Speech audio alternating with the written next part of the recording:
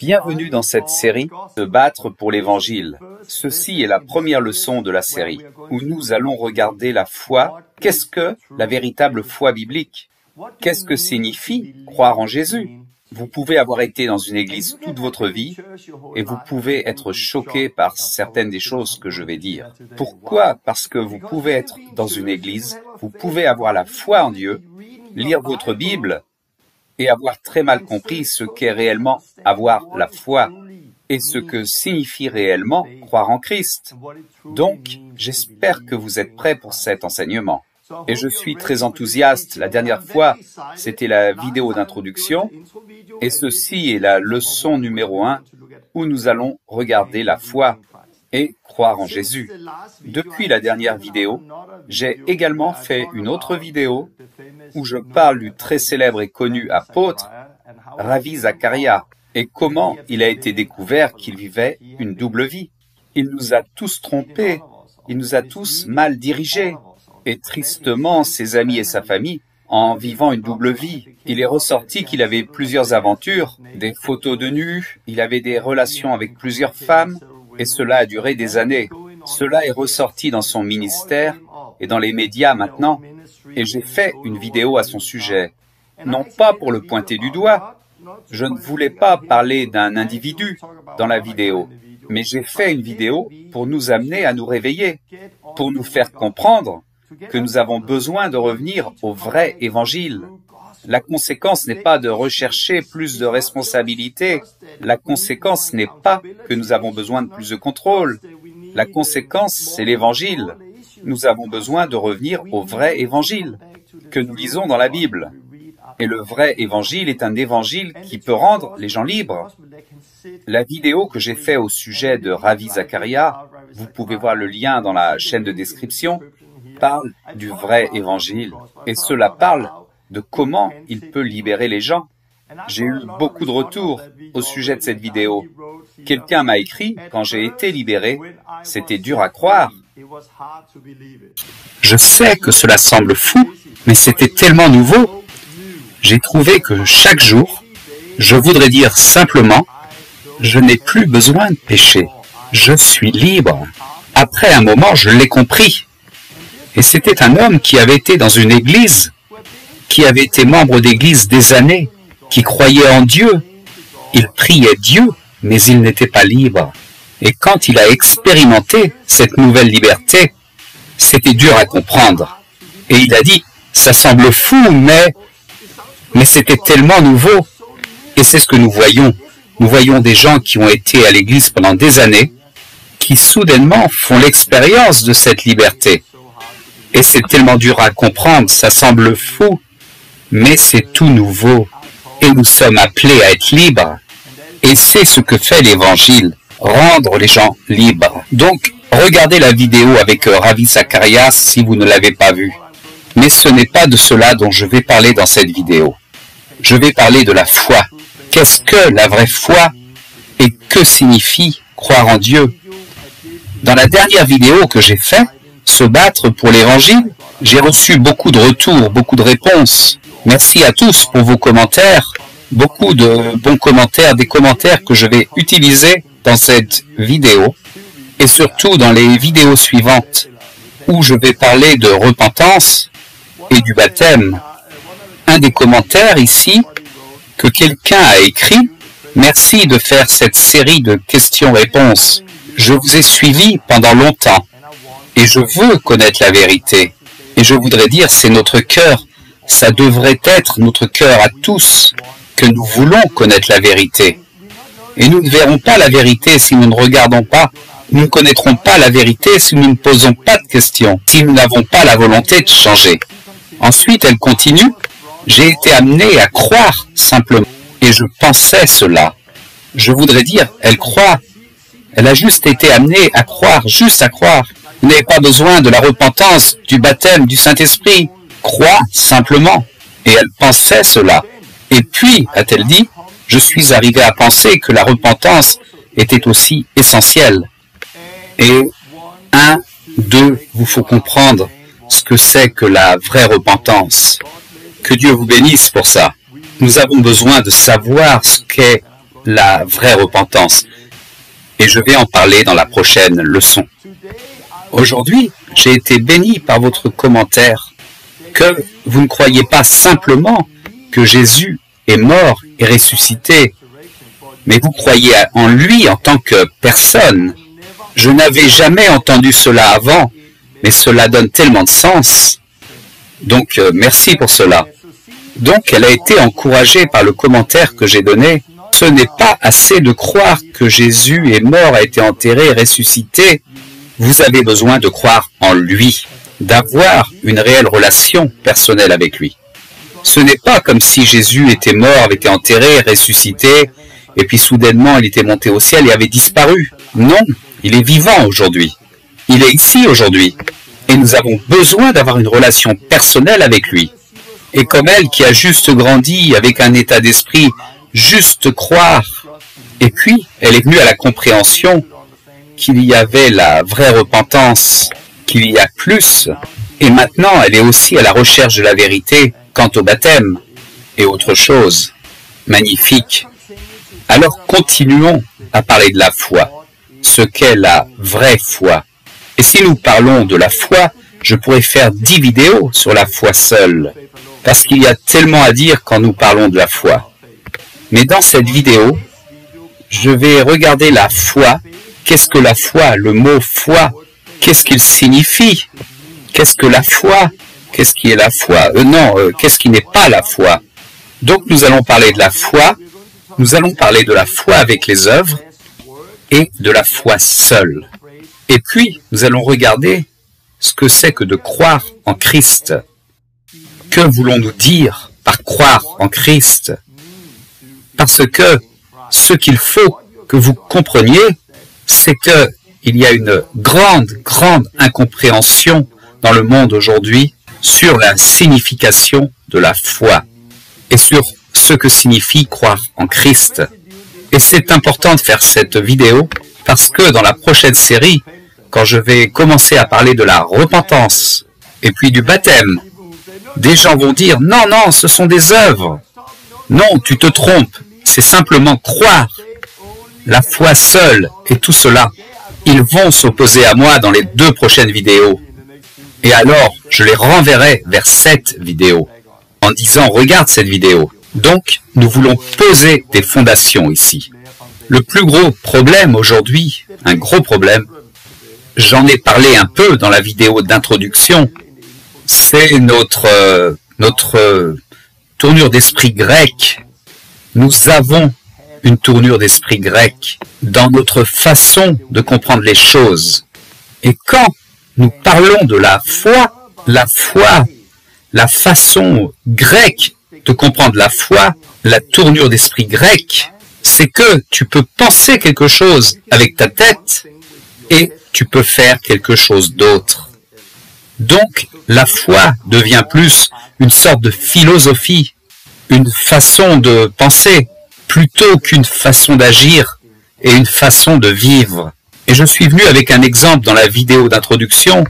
Je vais le faire court ici.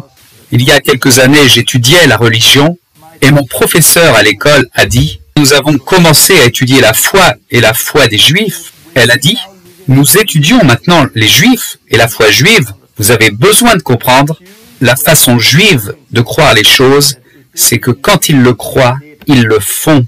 Et non pas comme nous, en Occident, où l'on peut croire une chose et faire quelque chose d'autre. » C'est ce qu'elle a dit, et elle avait raison. C'est triste, mais c'est vrai.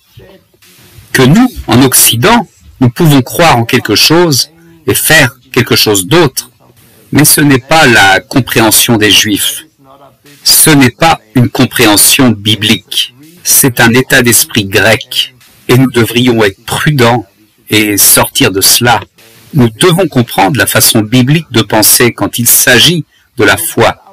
Donc, ce avec quoi je voudrais commencer ici est de regarder la foi dans la Bible et de vous montrer que la définition biblique de la foi n'est pas la façon de penser grecque, où tu peux penser une chose avec ta tête et faire quelque chose d'autre, comme nous l'entendons partout. Comme si quelqu'un meurt. Je l'ai entendu plein de fois. Quand quelqu'un meurt, ils disent « Oh !» et puis ils parlent de cette personne. Je pense qu'il est avec Dieu aujourd'hui, parce qu'il avait la foi en Dieu. Ce n'est pas quelqu'un qui le montrait. Il n'en parlait jamais, mais il avait une grande foi en Dieu. Comment?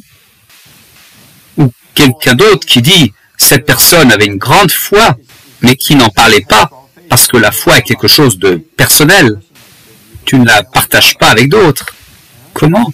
Ça n'a pas de sens. Tu ne peux pas avoir la foi et garder ça pour toi.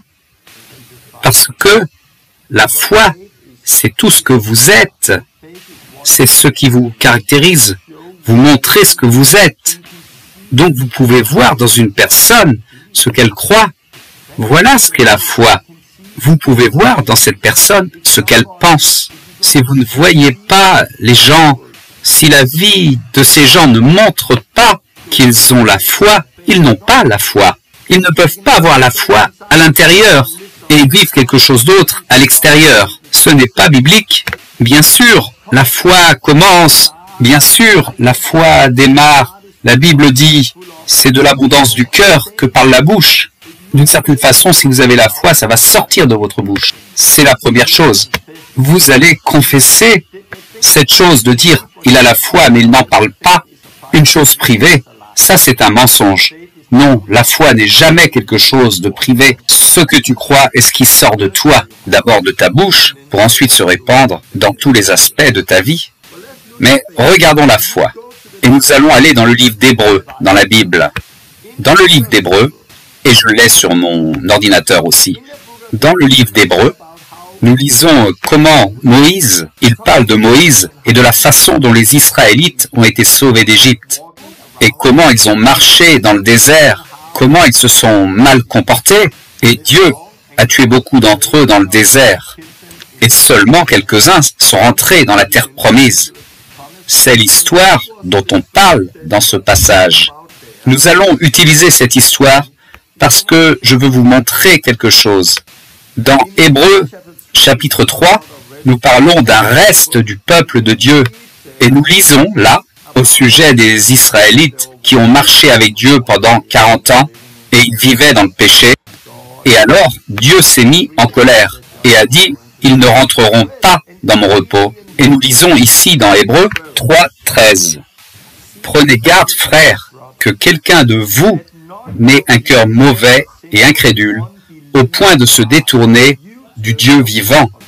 L'auteur nous parle ici de comment Dieu était en colère avec tous ces gens à cette époque, puis il pointe le doigt sur nous en disant que nous devions prendre garde à ce qu'il n'y ait pas en nous un cœur plein d'incrédulité, de la même façon que eux se sont détournés du Dieu vivant. Donc, le problème avec eux, le problème avec eux, et c'est quelque chose que nous ne devrions pas avoir, c'est un cœur incrédule. Et c'est le problème aujourd'hui, que beaucoup de gens ont un cœur incrédule. Et puis, si vous continuez à lire le verset qui suit, vous descendez au verset 17, où ça parle de comment Dieu était en colère avec eux, et comment ils sont tous morts dans le désert. Et puis, dans le verset 19 du même chapitre, et à qui jura-t-il qu'il n'entrerait pas dans son repos, sinon à ceux qui avaient désobéi.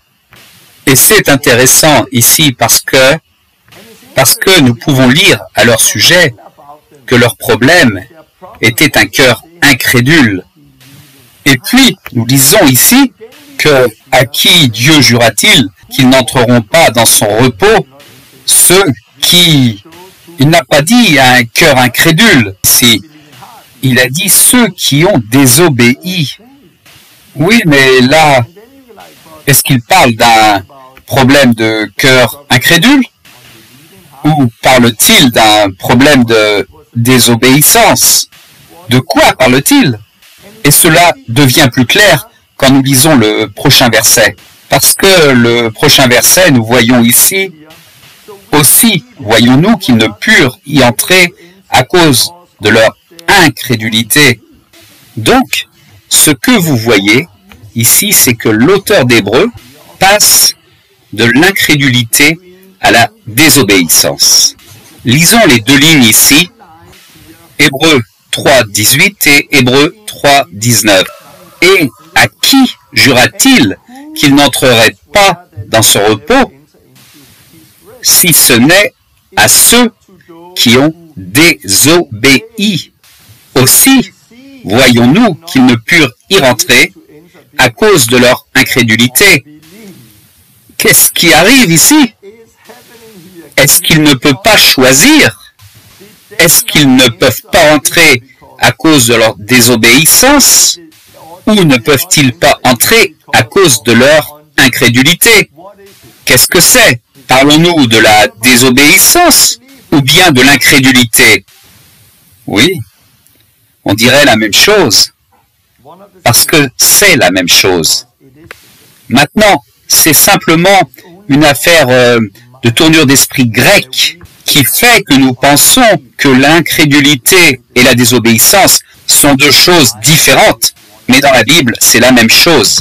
Si nous continuons à lire le prochain chapitre, cela va plus loin encore, car dans le chapitre 4, ça ne leur servit pas, car ceux qui l'entendirent n'y ajoutèrent point de foi. Donc, nous parlons ici de la foi. Dans le verset d'après, ils n'ont pas cru, et par conséquent, ils ne sont pas entrés. Et quelques versets plus bas, nous lisons de nouveau, ils ne sont pas entrés à cause de leur désobéissance. Et ensuite, au verset suivant, au verset 11, nous ne devrions pas suivre leur exemple de désobéissance. Au chapitre 4, il continue en disant, ils n'ont pas écouté avec foi, il parle qu'ils n'ont pas cru, et puis il parle de désobéissance et désobéissance. Qu'est-ce que l'auteur d'Hébreux cherche à nous dire? Nous parle-t-il de désobéissance ou nous parle-t-il d'incrédulité? Nous parle-t-il d'obéissance ou nous parle-t-il de croire? La Bible, dans la Bible, la foi et l'obéissance, la foi en tant que croyance ou obéissance sont synonymes, et l'incrédulité et la désobéissance sont synonymes. C'est la même chose. C'est la même chose. Donc, à chaque fois que vous lisez dans la Bible, quelqu'un croit en Dieu, ce n'était pas dans la tournure d'esprit grec, ou que quelqu'un se persuade dans son intellect, « Oh, Dieu est réel ».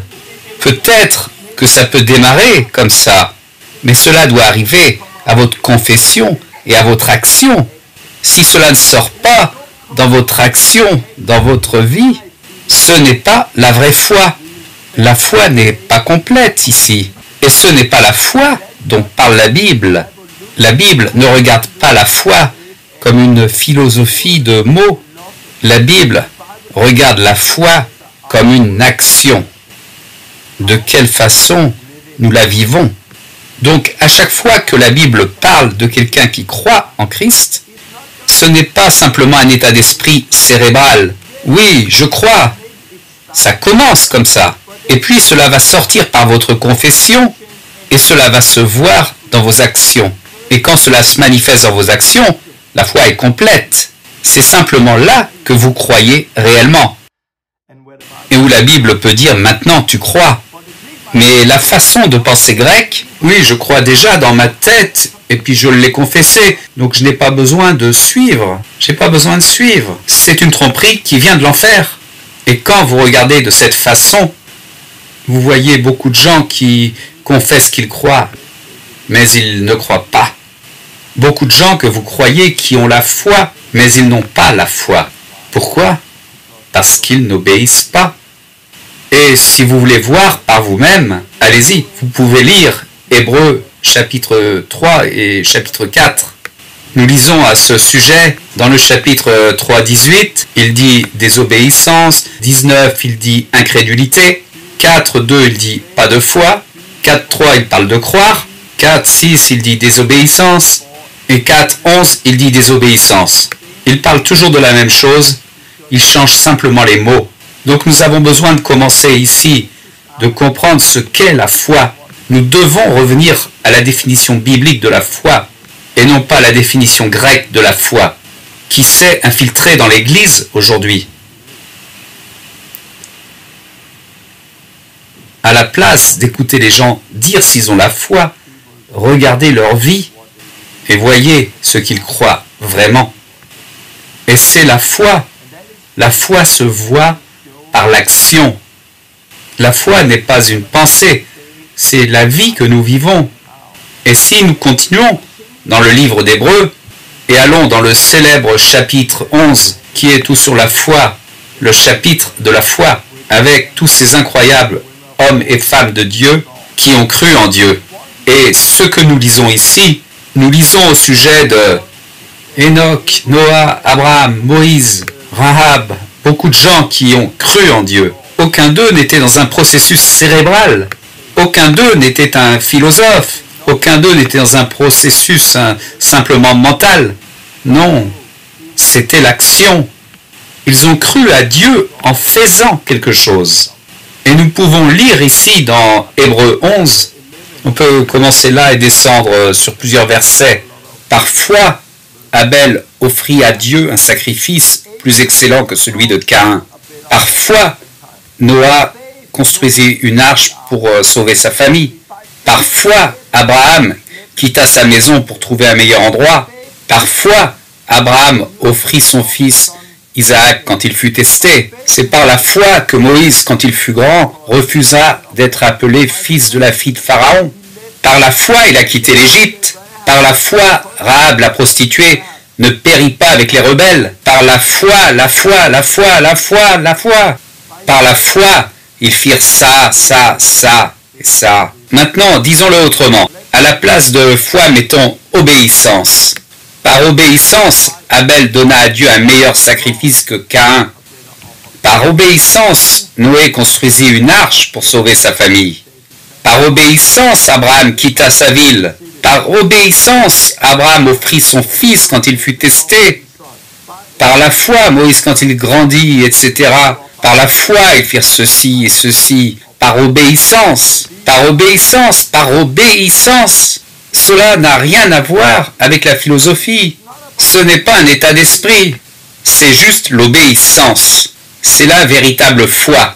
Et la Bible dit que quand quelqu'un a cru en Dieu, cela entraînait une action qui suivait. Ils croyaient en Dieu en montrant cela à travers leur action. Croire en Christ était toujours montré ou complété à travers cette action. Si cette action n'était pas, s'il n'y a pas d'action vers Christ qui montre qu'il y a la foi, il n'y a pas de foi. C'est tellement simple. S'il n'y avait pas d'action, il n'y avait pas de foi. Et c'est pareil aujourd'hui. S'il n'y a pas d'action, pas d'obéissance, il n'y a pas de foi. La foi seule, d'où est-ce que ça vient? Et nous voulons parler de cela aussi. Vous savez, la foi seule, si vous prenez on l'a entendu tellement de fois, oh, je crois en la foi seule. Christ seul, la foi seule, la foi seule. Vous utilisez une concordance Strong ou que vous utilisez un programme biblique et que vous tapez la foi seule, vous obtenez un seul verset. Jacques 2, 24, là vous trouvez la phrase « la foi seule ». Et qu'est-ce que la Bible dit au sujet de la foi seule? Vous voyez que l'homme est justifié par les œuvres et non par la foi seulement. C'est là que vous trouvez la foi seule dans la Bible. Vous voyez qu'une personne est justifiée par ce qu'elle fait et non pas par la foi seulement. Pourquoi?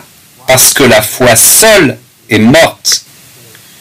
La foi et l'action vont ensemble.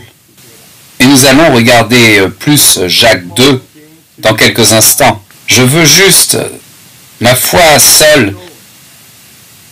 Si vous regardez la phrase « la foi seule », vous avez besoin de comprendre d'où ça vient. Ça remonte à la réforme de Martin Luther. Martin Luther, en 1517, dans l'église de Wittenberg, en Allemagne, le 31 octobre, il est venu avec les 95 thèses et il est allé contre un très très gros mensonge à l'intérieur de l'église catholique. Il a été contre l'Église catholique à cause de ce mensonge. Non pas qu'il ait complété la réforme, nous avons besoin de tellement plus que ce qu'a apporté Martin Luther, mais il a été contre certains mensonges. Et quel était-ce? Il a été contre le fait de donner de l'argent à l'Église pour sortir du purgatoire. Il a été contre les prières pour les saints. Il a été contre les reliques. Les reliques. Vous savez, vous avez les os de Jean le Baptiste, ou alors, pourquoi pas, le lait de Marie, ou les clous qui ont servi à crucifier Jésus. Et il y avait différentes choses que vous pouviez toucher et qui pouvaient vous aider pour votre salut. Il est allé contre, vous savez, l'Église catholique avec la Sainte Vierge, le rosaire, la confession au prêtre. Ça doit être absolument le prêtre. Et il n'y a pas de salut en dehors de l'Église, en tant qu'institution. Tout ça, vous avez l'Église catholique qui dit que vous avez besoin de faire toutes ces choses. Le Christ plus tout ça. Puis, Martin Luther est allé contre cela et a dit non, ceci est un mensonge. C'est Christ et Christ seul qui sauve. Et non pas Christ plus le rosaire, Christ plus confesser le Christ dans l'Église catholique, Christ plus donner de l'argent pour l'Église catholique, Christ plus prier pour les saints. Il a été contre ça. Et je suis d'accord avec ça. Bien sûr, je suis d'accord avec ça. Chacun devrait être d'accord avec ça. Ce n'est pas Christ plus tout ça, c'est Christ et Christ seul. Et la foi seule en Christ qui nous sauve. Donc dans le contexte où ça a été dit, je suis d'accord avec la phrase « la foi seule ». Mais maintenant, Satan est un menteur. Il a maintenant utilisé la foi seule dans un autre contexte. Vous avez besoin de vous repentir. Non, non, non, c'est Christ et Christ seul. Et la foi seule, vous avez besoin de vous repentir. Non, c'est la foi seule. Ce sont des œuvres. Tu as besoin d'être baptisé. Non, c'est la foi seule. Ce sont des œuvres. Essayez d'imaginer cela quand Jésus marchait ici sur la terre. Il commence son ministère et il commence à prêcher. Repentez-vous, car le royaume des cieux est proche. Non, non, non, je crois en toi et en toi seul. Je n'ai pas besoin de me repentir, parce que ce sont des œuvres. Essayez d'imaginer ça. Jésus allait partout prêchant la repentance et à chaque fois, non, non, non, non, non, ce sont des œuvres. La foi est la foi seule. Et quand il dit, celui qui croira et sera baptisé sera sauvé. Non, non, pas le baptême est une œuvre. C'est la foi seule. Et c'est malheureusement ce que font les gens aujourd'hui. Donc, pour clarifier, nous ne croyons pas en Christ plus quelque chose d'autre. Nous croyons, et c'est croire en Christ et en Christ seul pour notre salut. Mais cette foi en Christ n'est pas seule, parce que nous devons obéir à Christ. Jésus n'a pas dit « faites le rosaire ».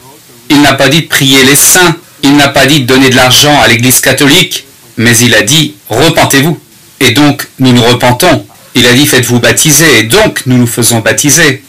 Il a dit « vous avez besoin de recevoir le Saint-Esprit ». Donc, vous avez besoin de le recevoir. Tout ça ne sont pas des œuvres. Tout cela n'est pas ajouté à l'Évangile. C'est une part de l'Évangile.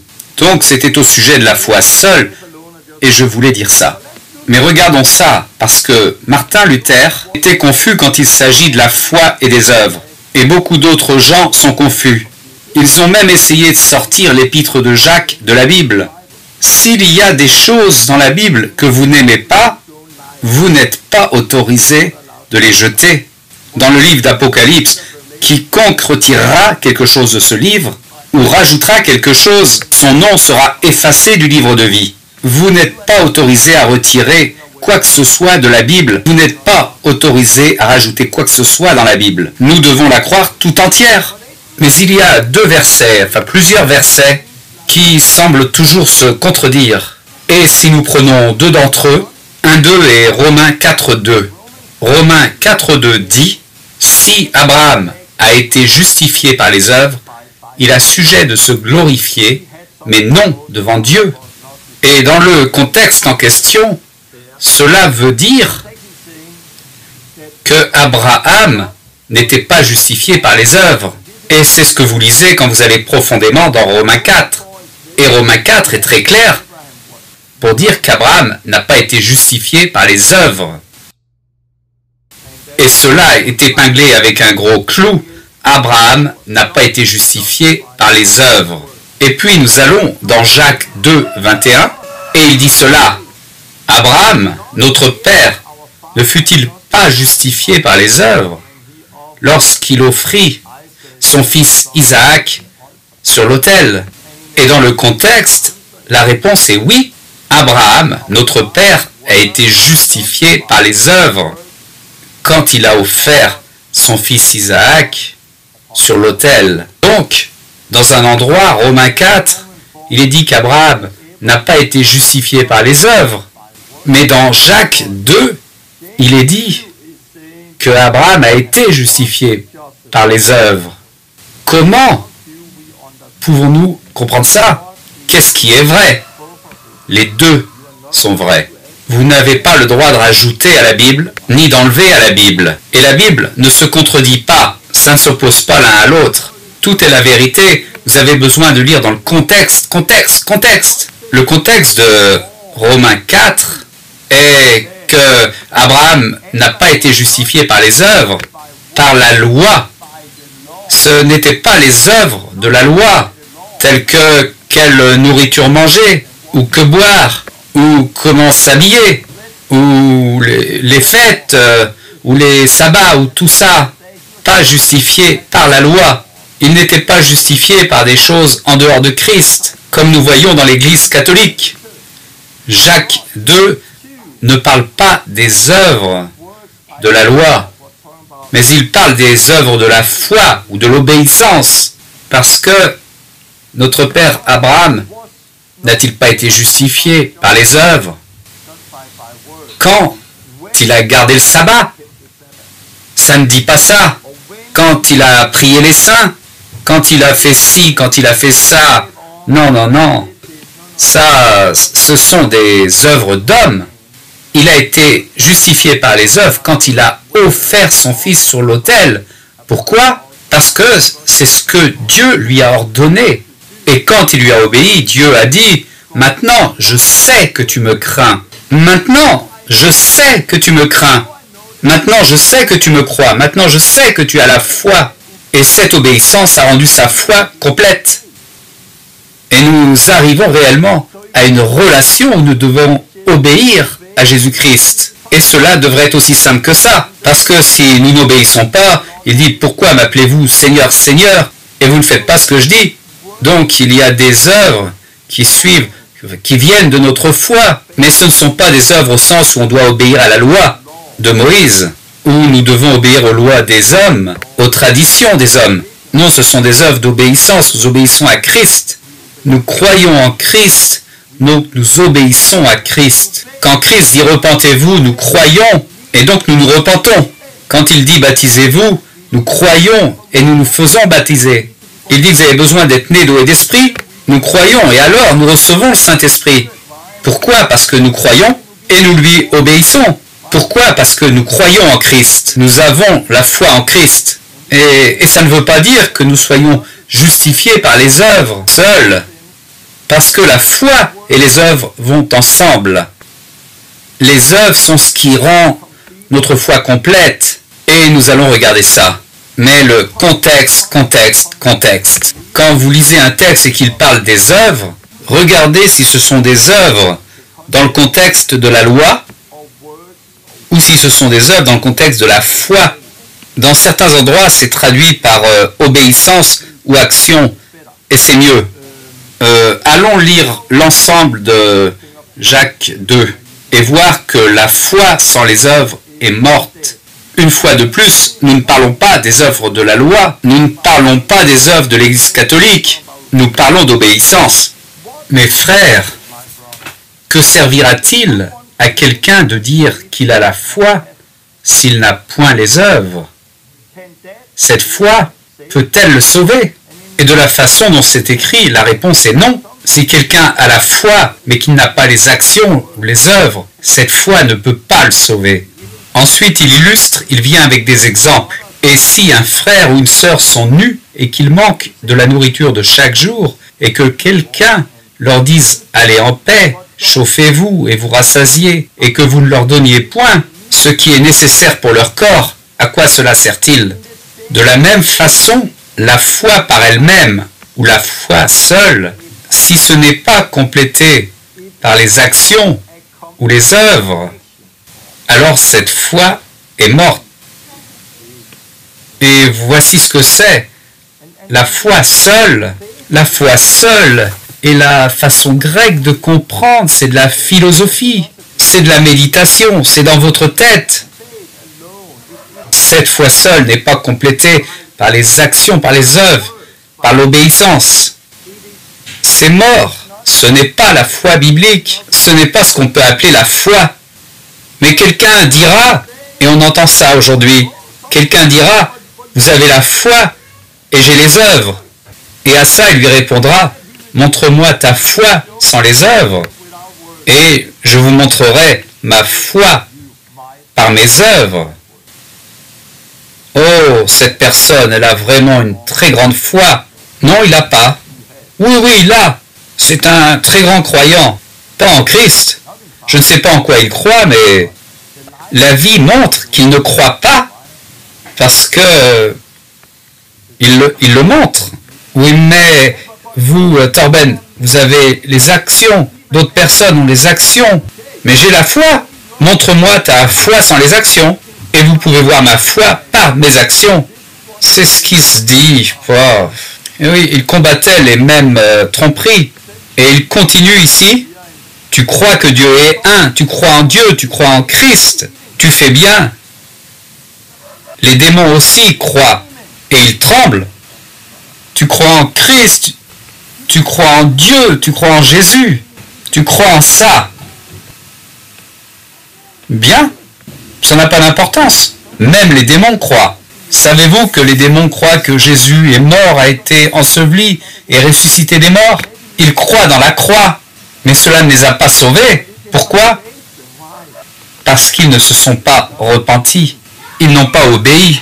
Ô homme vain, veux-tu savoir que la foi sans les œuvres est inutile? Et puis, il continue.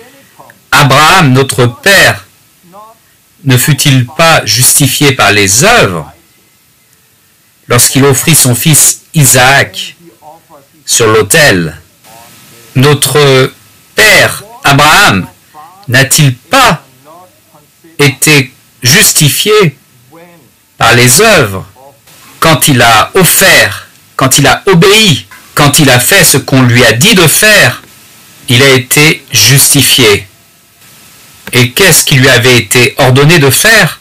Il lui a été ordonné de sacrifier son fils Isaac sur l'autel. Et ce n'est pas ce qu'on nous ordonne de faire.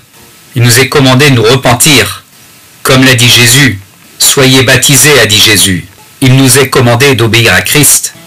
Et maintenant, au verset 22, Jacques 2, 2, 2. Jacques 2, 22. Tu vois que la foi agissait avec ses œuvres, et que, par les œuvres, sa foi fut rendue parfaite. Et c'est comme ça. Notre foi et nos actions travaillent ensemble. La foi est rendue complète par ce qu'on croit. Non, par ce qu'on fait. La foi n'est pas rendue complète parce que l'on croit. Ce n'est pas juste un processus intellectuel, c'est ce que nous faisons. Et puis, il continue. Ainsi s'accomplit ce que dit l'Écriture. Abraham crut à Dieu, et cela lui fut imputé à justice, et il fut appelé ami de Dieu. Et l'Écriture était accomplie. Abraham crut à Dieu, et cela lui fut imputé à justice. Quand cela a-t-il été accompli? Quand sa foi et ses actions ont travaillé ensemble. Quand il a décidé d'offrir son fils Isaac sur l'autel. Quand ces deux choses ont travaillé ensemble, sa foi était complète et sa foi était pleine. Abraham crut à Dieu et cela lui fut imputé à justice. Donc vous voyez qu'une personne est considérée comme justifiée par ce qu'elle fait et non pas par la foi seule. Une des plus grandes tromperies dans les églises, dans le monde, est cette foi seule. Pourquoi? À cause de notre façon de penser grecque, dans la compréhension de ce qu'est la foi seule et ce qu'est la foi. Et j'ai été critiqué par tellement de personnes qui disent que je prêche les œuvres. Je prêche les œuvres. La dernière réforme prêche les œuvres. C'est toujours les œuvres, les œuvres, les œuvres, les œuvres. Et ce n'est pas la foi en Christ qui sauve. Je crois que la foi en Christ nous sauve. Mais ce n'est pas la foi en Christ seule. Je crois dans la foi en Christ seule. Je ne prêche pas la foi en Christ plus les mensonges de l'Église catholique, ou plus tu dois t'habiller d'une certaine façon, ou manger telle nourriture. Non, c'est la foi en Christ seule. C'est ça, la compréhension biblique de ce que c'est que la foi en Christ. C'est l'obéissance envers Christ. Tu n'as pas besoin d'obéir aux hommes, simplement à Christ. Donc, quand Jésus dit « repentez-vous », nous nous repentons. Quand Jésus dit « prends ta croix et suis-moi », nous prenons la croix. Quand il dit « allez, faites des disciples », nous allons. Pourquoi? Parce que c'est en Christ seul qui a le salut. Et il continue en descendant. Comme le corps sans âme est mort, de même la foi sans les œuvres est morte.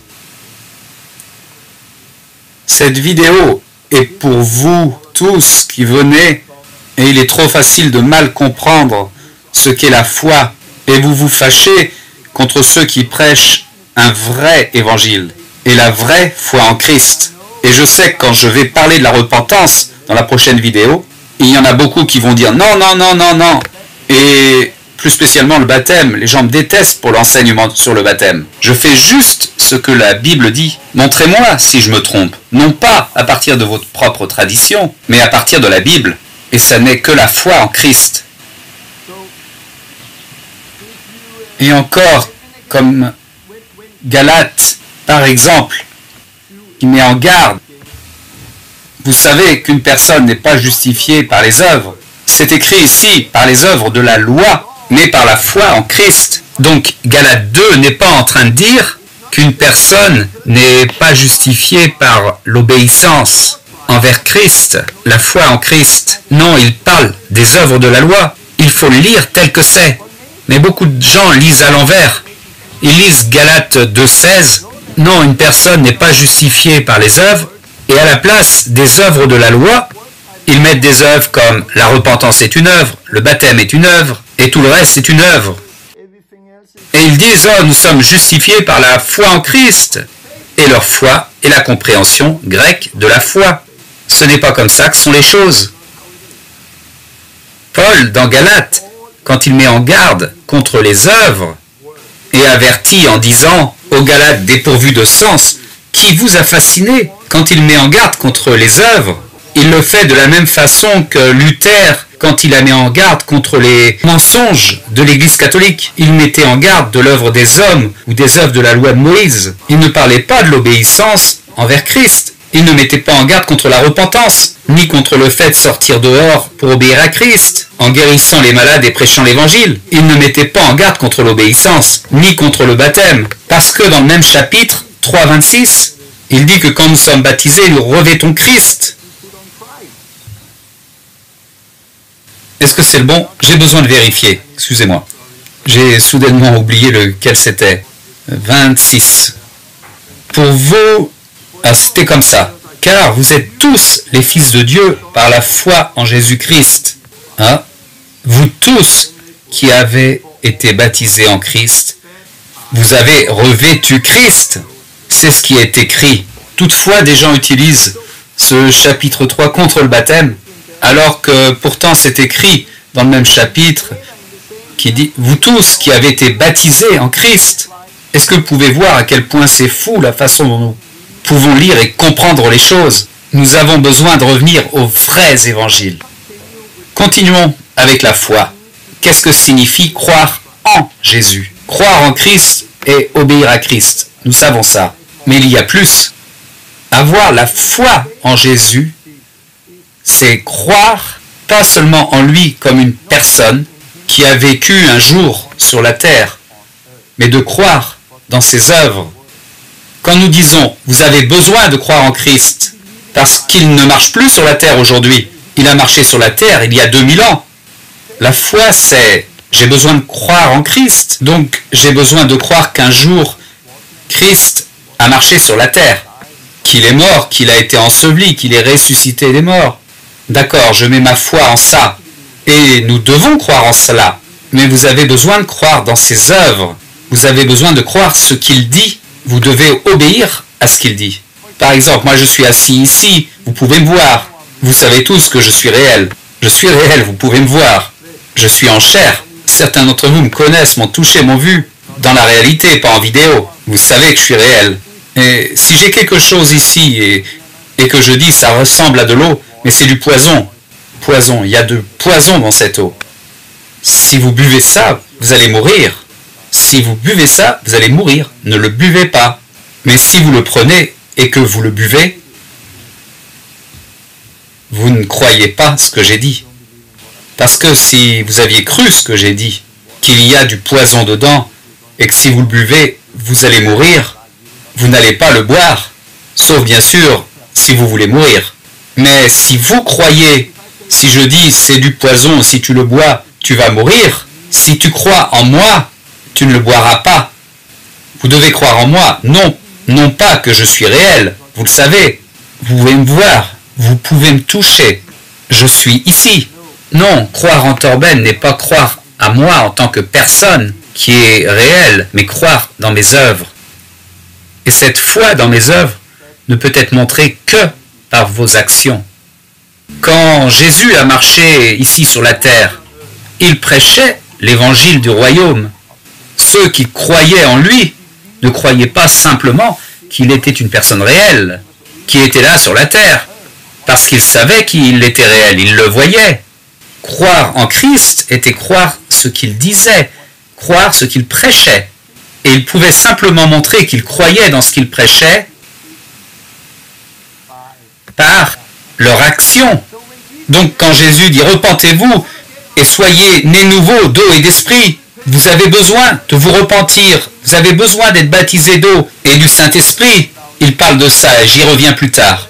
Quand Jésus prêchait ça par exemple, des gens l'entendaient et puis s'en allaient aussitôt. Oh, c'était trop radical. Jésus a dit « Prenez votre croix et suivez-moi ». Et celui qui veut sauver sa vie la perdra. Mais celui qui la perdra à cause de moi la sauvera. C'est très radical. Et puis quelqu'un vient et vous parlez avec lui et il demande « Mais que dois-je faire pour être sauvé ?» Tout ce que tu as besoin, c'est de croire en Jésus. Ouah, croire dans ce qu'il a dit. Croire que nous devons nous repentir, oui. Croire que nous devons être baptisés, oui. Croire que l'on a besoin du Saint-Esprit, oui. Croire que nous devons mourir à nous-mêmes, oui. Croire que nous devons porter notre croix, oui. Croire que nous devons aller faire des disciples, oui.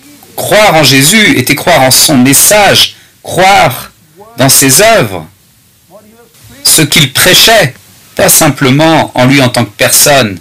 Les gens ont très mal compris ça aujourd'hui. Parce qu'il y a maintenant 2000 ans, j'ai rencontré beaucoup de gens. Vous croyez en Christ? Oui. Non, vous ne croyez pas. Je crois en Christ. Non, vous ne croyez pas. Si, je crois. Non. Puisque vous vivez dans le péché, vous ne vous êtes pas repenti et vous n'avez pas été baptisé. Vous ne faites pas de disciples. Vous ne croyez pas en lui. Je crois que Jésus est réel et qu'il a marché sur la terre. Ah, vous croyez en ça, c'est bien. Mais cette foi-là ne va pas vous sauver. Si cette foi devait vous sauver, toutes les personnes qui vivaient à l'époque de Jésus auraient déjà été sauvées. Pourquoi? Parce qu'ils croyaient tous que Jésus était réel et qu'il marchait sur la terre. Ils pouvaient le voir. Donc quand la Bible dit « crois en Jésus », ce n'est pas simplement de croire en lui en tant que personne. C'est croire dans sa parole, dans ce qu'il prêchait. Et nous pouvons voir un exemple dans Jean 8, 30. Comme Jésus parlait ainsi, beaucoup crurent en lui. Quand il parlait, beaucoup croyaient en lui. Est-ce qu'ils croyaient qu'il était réel? Non, ils savaient qu'il était réel, qu'il marchait sur la terre. Non, ils savaient qu'il marchait sur la terre. Ils pouvaient le voir. Ils croyaient dans la parole qu'il disait. Et Jésus dit aux Juifs qui avaient cru en lui, « Si vous demeurez dans ma parole, vous êtes vraiment mes disciples. Connaîtrez la vérité et la vérité vous affranchira. Si vous demeurez dans ma parole, vous êtes mes disciples. Si vous continuez à obéir à ma parole, vous êtes mes disciples. Ceci est la parole de Dieu. C'est ce que nous avons de Jésus aujourd'hui, sa parole. Vous ne pouvez pas croire en Christ sans croire à cela. Vous ne pouvez pas obéir à Christ sans obéir à cela. C'est comme ça. Obéir à Christ est obéir à sa parole. Et je viens avec un exemple. Il y a quelqu'un qui a écrit sur la dernière vidéo que j'ai fait, la vidéo d'introduction à ça, et comment il a tout compris de travers. Et une des choses qu'il a dites, l'Ancien Testament était toujours en usage quand Jésus et Jean ont prêché la repentance. Et quand Pierre prêchait la repentance, c'était dans le contexte de sa croyance et de meurtrier du Messie. Il est en train d'essayer de dire « Non, non, nous ne devons pas nous repentir parce que c'était l'Ancien Testament. » Et quand Pierre prêchait, c'était différent. « Non, non, nous ne devons pas nous repentir. » Et puis il vient avec un exemple. Parce que quand Paul a parlé au geôlier, il a dit « Croyez et vous serez sauvés. » Et Paul a dit plusieurs fois « Croyez », il n'a pas dit « Repentez-vous ». Et c'est comme ça que des personnes, des fois, lisent la Bible. Ils prennent un verset sur lequel ils se concentrent, à la place de continuer à lire dans son contexte. Nous avons besoin de tout. Oui, vous avez besoin de croire en Christ pour être sauvé. Je crois en cela. Mais croire en Christ et croire dans sa parole, ce qu'il disait. Et il a dit, repentez-vous. Donc si vous croyez en Christ, vous allez vous repentir. Quand vous croyez en Christ, vous allez être baptisé. C'est inclus dans la croyance en Christ. Regardons cela, acte 16. Vous pouvez le voir ici. Nous lisons au sujet du geôlier ici. Paul et Silas sont là et nous lisons que le geôlier dit « Seigneur, que faut-il que je fasse pour être sauvé ?» Et ils disent « Crois dans le Seigneur Jésus et tu seras sauvé, toi et tous les gens de ta maison. » Donc ils demandent « Qu'est-ce que je dois faire pour être sauvé ?» Et la réponse est « Crois dans le Seigneur Jésus. » Amen. Torben, qu'est-ce qu'une personne a besoin de faire pour être sauvée? Elle a besoin de croire en Jésus. Mais tu parles de la repentance, du baptême, du Saint-Esprit. Oui. Mais est-ce que les gens ont besoin de croire en Jésus? Ou ils ont aussi besoin de se repentir? Ou ils ont aussi besoin d'être baptisés? Ils ont aussi besoin de recevoir le Saint-Esprit? Ils ont besoin de croire en Jésus. Et Jésus dit, repentez-vous. Donc, si tu crois en lui, te repens. Croire en Jésus, c'est croire dans sa parole. Mais si on s'arrête ici, comme cette personne qui a écrit sur Facebook, dans YouTube, parce que ce que nous lisons ici, quand ils disent « Crois dans le Seigneur Jésus et tu seras sauvé », le verset qui suit, le verset 16-32, acte 16-32, et ils lui annoncèrent la parole du Seigneur. Donc en premier, il lui dit « Crois dans le Seigneur Jésus, toi et ta famille vous serez sauvés ». Et les prochains mots sont « Ils lui annoncèrent la parole du Seigneur à lui et aux gens de sa maison ». Et qu'est-ce qui arrive? Ils se font baptiser la même nuit. Tu ne dis pas ici qu'ils se sont repentis, mais bien sûr qu'ils se sont repentis, puisqu'il leur a annoncé la parole du Seigneur. Et la première chose que Jésus a dit, c'est « Repentez-vous, crois et sois baptisés ». Et bien sûr qu'ils ont été baptisés, car il n'y a pas de baptême sans la repentance. Peut-être aujourd'hui, mais pas à cette époque. Donc ici, nous voyons, oui, il a dit « Crois dans le Seigneur Jésus et tu seras sauvé ».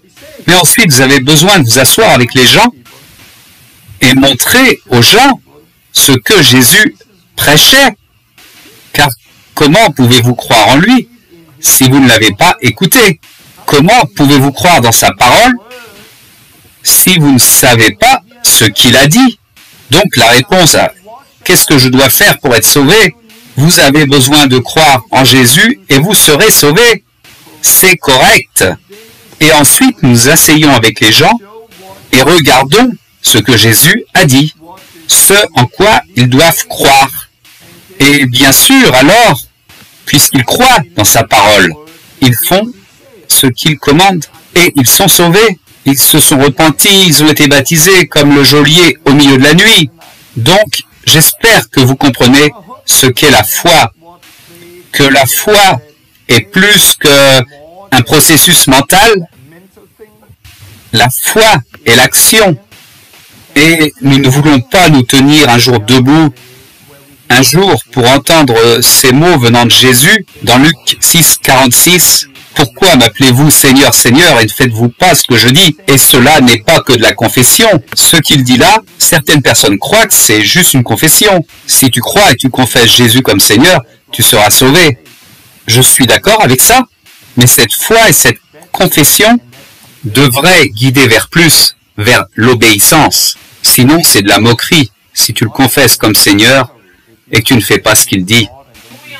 Et puis il dit ça quand il parle de construire sa maison sur le roc. Pourquoi m'appelez-vous Seigneur, Seigneur si vous ne faites pas ce que je vous dis? Et il continue, quiconque vient à moi et entend ma parole et la met en pratique est comme un homme construisant sa maison sur le roc. Mais quiconque écoute ma parole et ne la met pas en pratique, il est comme un homme construisant sa maison sans fondation, sur le sable, et la vague vient et fait tout tomber. Donc, vous connaissez la parabole de l'homme qui a construit sa maison sur le sable? Non, sur le roc, pas sur le sable. C'est la différence entre ces deux personnes.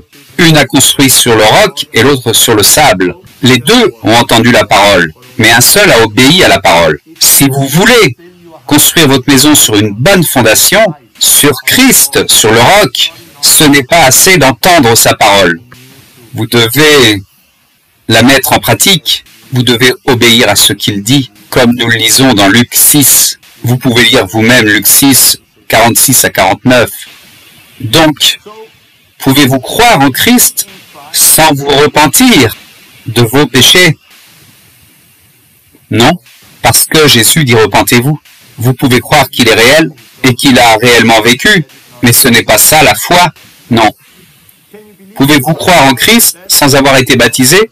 Non, parce que Jésus a dit, celui qui croit et sera baptisé sera sauvé. Vous croyez en lui, alors vous vous repentez et vous vous faites baptiser. Pourquoi? Parce qu'il l'a dit. Bien sûr, pour peu de temps, vous pouvez placer votre foi en Dieu sans l'avoir lu. Mais dès que vous allez lire, vous allez vouloir obéir. Pourquoi? Parce que vous avez la foi. Donc croire en lui, c'est lui obéir. Et dans tout ce qu'il dit, pas simplement aller dehors et prêcher l'évangile, mais aussi quand il dit « Venez à moi, vous tous qui êtes fatigués et chargés, je vous donnerai du repos. Venez à moi, prenez mon joug sur vous et recevez mes instructions, car mon joug est doux et mon fardeau léger. » Nous croyons aussi en cela. Nous parlons en fait d'une vraie relation. Donc, est-ce que je crois à la foi plus les œuvres de la loi? Non, bien sûr que non. Est-ce que je crois à la foi seule? Oui, je crois que la foi seule est morte, comme le dit la Bible. La foi seule est morte. Ce n'est pas celle, la foi biblique, qui sauve. La foi est rendue complète par votre obéissance. Je me souviens ceci, Satan est un menteur, et ce mensonge est allé très profondément dans les églises. Je vais arrêter maintenant, et venez la prochaine fois, nous parlerons de repentance, et ça va être très intéressant. Alors, partagez ceci avec beaucoup d'autres gens, et battez-vous pour l'évangile. Que Dieu vous bénisse. Bye bye.